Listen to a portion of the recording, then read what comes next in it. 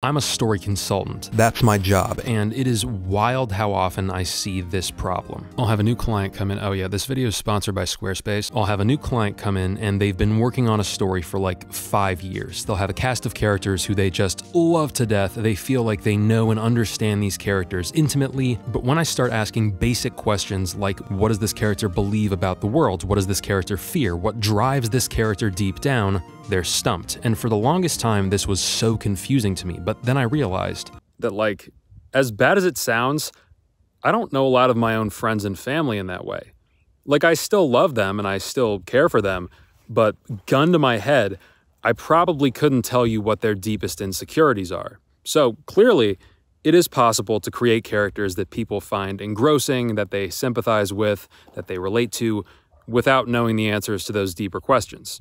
The issue, I think, arises when these writers want to have their cake and eat it too. They want their character to be a vibe, but they also want to send their character on a massive emotional arc. We're very easy to trick. I mean, trick is the wrong word, it's just empathy. We see a human with a human face and a human personality, and we assume, oh, you must have a rich inner life and a storied history just like I do. I don't know what it is, but I understand that you are a human just like me. Except when it comes time to write your big emotional epic, you have to actually figure those things out. You have to actually figure out what's going on inside of the character's head. The implied soul doesn't cut it, because you're writing about change. And with change, you have to ask, what was the thing like before the change versus what is the thing going to be like after the change? The illusion of this character being a person no longer holds up. It's why Indiana Jones is just like Indiana Jones for 4 movies, and that's just his personality, and nobody really thinks anything of it. But then in the 5th movie, they try to go to that deeper level with him, and you realize, oh, this is like unexplored territory. All these beliefs, like, it's an illusion. It didn't exist before.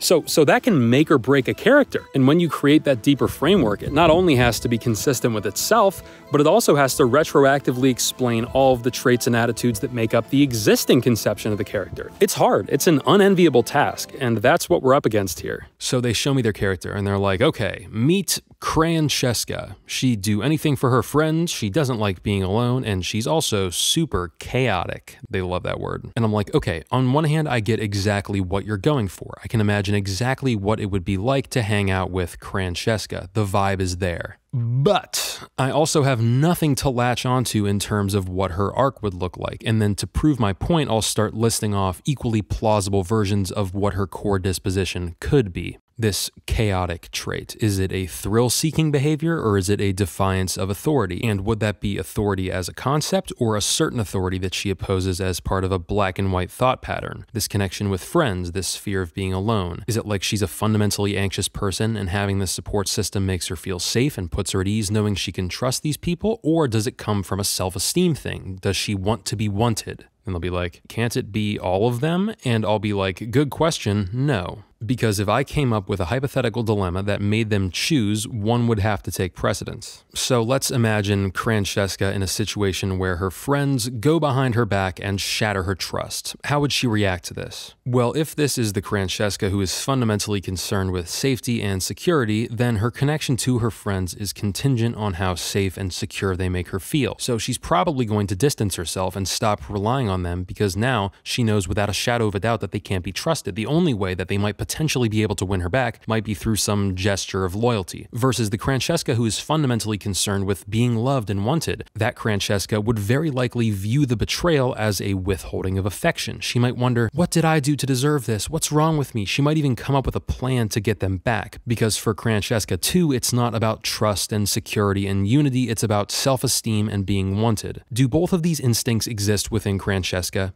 Yeah, to some degree, but only one is going to take precedence and inform her actions. Only one can. That's the whole point of a choice. The path you choose in a dilemma, in a conflict, shows what you believe deep down. If, in her pre-arc state, she had to choose between flaky, snaky, unpredictable friends who still showed her a lot of affection, and friends who would undoubtedly help her bury a body in a pinch but would never engage with her emotionally, what would her choice be? So, what does she believe deep down? You need to answer that question. Hypothetical dilemmas are a great way to smoke out unfinished elements of a character. I use them all the time. The rebel and also pleasure seeker character is one that I see super often too, and The Matrix already created the perfect hypothetical for clarifying that. Then we have a deal. I don't want to remember nothing.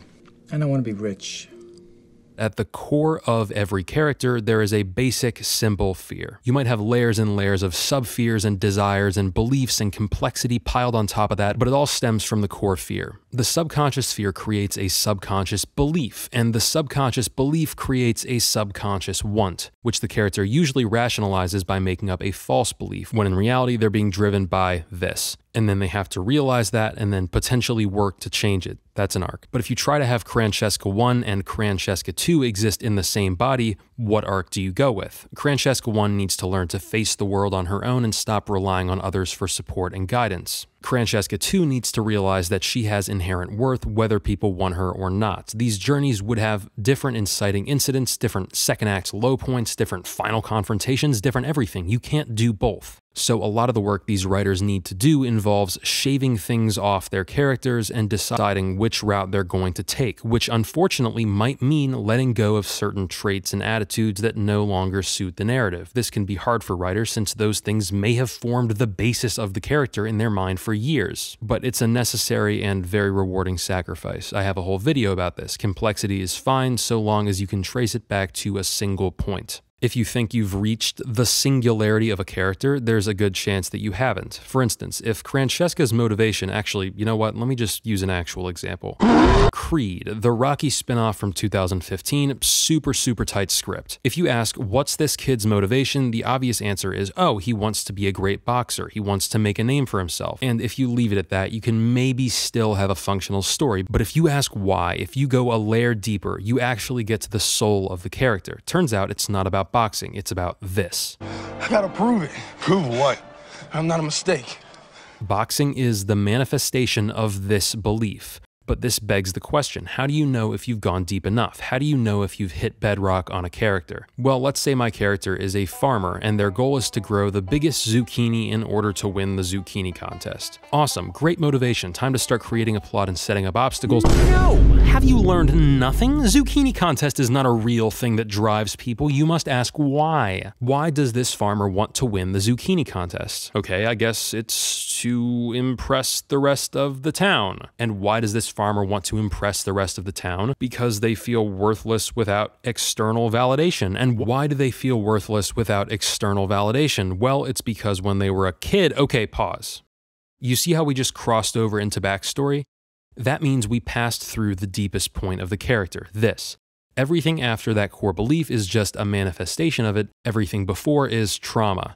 But this is the core. When it comes to what's in this circle, you shouldn't have to bring up any other characters or any nouns. This is the soul. This is all the inner stuff, the core belief. So it's not, I need to be with her, because the hypothetical her is outside of the circle. Inside the circle is, I'm not worth anything on my own, and this is the manifestation of that. Does this apply to all motivations? No. This really just applies to what I'm calling soul motivations, like something having to do with a fundamental false belief or fear. The other kind would be body motivations, like survival or taking care of one's family, base human drives. I don't write those kinds of stories because I think they're boring. Like, oh wow, your character's motivation is they want to not get eaten by a monster? Great, I wouldn't want to get eaten by a monster either. And then if you have a whole cast and they all have the exact same motivation, which is to not get eaten by the monster, that would bore me. But if I turned it into this kind of story and I made the monster representative of soul motivations, that's more my type of thing. I don't know, I'm just not attracted to projects that everyone can relate to, because then it's like, why would you write it? But hey, writers have different motivations too. My point is that depth and specificity are your friends. Remember this. And then you want to understand all of your characters on this deep level. Speaking of doing all of a thing, this video is sponsored by Squarespace. Squarespace is the only website building platform you'll ever need. And I'm not just saying that. My consulting business runs on Squarespace. My money is fully where my mouth is. I am literally choking on my money. The interface is that good. It's bonkers. I looked into other website and app building platforms, but honestly, none of them run quite as smoothly as Squarespace. Take it from me. I have dumb brain. I don't do technologicals, but I was able to wrap my head around Squarespace in a matter of minutes. I was especially impressed with how their Fluid engine automatically moved elements around depending on the screen size, and I didn't have to build it from scratch. Squarespace has templates on templates on templates on templates. I mean, I could have custom built it if I wanted to, but for my purposes, all I had to do was pick a template I liked, change some colors, add some text, and that was it, ready to use. With the push of a button, I was able to upload testimonials, link my calendar to schedule bookings, and create a functional hub for my growing business with zero hassle. Not to mention everything else Squarespace does, merch, payment systems. The perfect tool is just sitting there waiting for you to capitalize on it. So head to Squarespace for a free trial, and when you're ready to launch, go to this link to save 10% off your first purchase of a website or domain. Hey guys, that's the end of the video. A peculiar fog has rolled in, and I'm not quite sure where I am. There's this three-eyed jackrabbit that I think is trying to communicate with me.